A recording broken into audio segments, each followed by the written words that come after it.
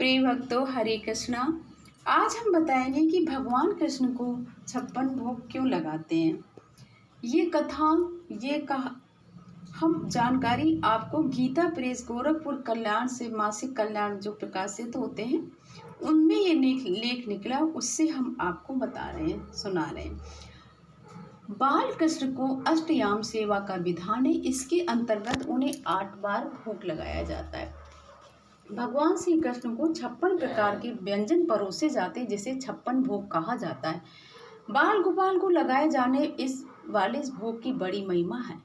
भगवान श्री कृष्ण को अर्पित किए जाने वाले 56 भोग के संबंध में कई रोचक कथाएं हैं। एक कथा के अनुसार माता यशोदा बाल कृष्ण को एक दिन में 8 प्रहर भोजन कराती थी। एक बार जब इंद्र के प्रकोप से सारे ब्रज को बचाने के लिए भगवान श्री कृष्ण ने गोवर्धन पर्वत को उठाया था, तब लगातार 7 दिन तक भगवान ने अन्न जल ग्रहण नहीं किया। 8वें दिन जब भगवान ने देखा कि अब इंद्र की वर्षा बंद हो गई है, तब सभी ब्रजवासियों को गोवर्धन पर्वत से बाहर निकल जाने को कहा। तब दिन में 8 प्रहर भोजन करने वाले बाल कृष्ण को लगातार 7 दिन तक भूखा रहना पड़ा।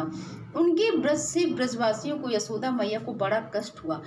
इस तरह से कृष्ण भगवान को यशोदा मैया 7 दिन के हिसाब से 8 पहर के हिसाब से 56 प्रकार के व्यंजनों का भोग लगाती हैं। एक अन्य मान्यता के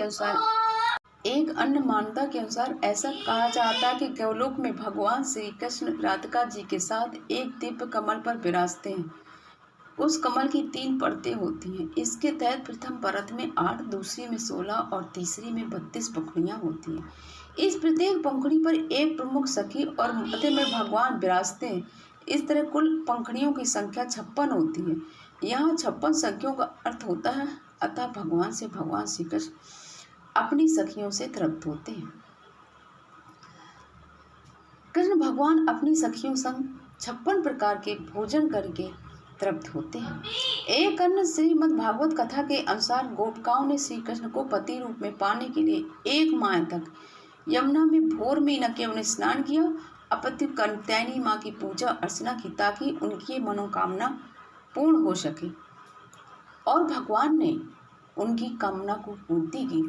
तब व्रत समाप्ति और मनोकामना पूर्ण होने के उपलक्ष्य में ही उद्यापन रूप में उनकी सखियों ने भगवान श्री कृष्ण को 56 भोग का आयोजन किया, भेंट किया। ऐसे गीता प्रेस गोरखपुर कल्याण में 56 प्रकार के भोजन का महत्व बताया गया।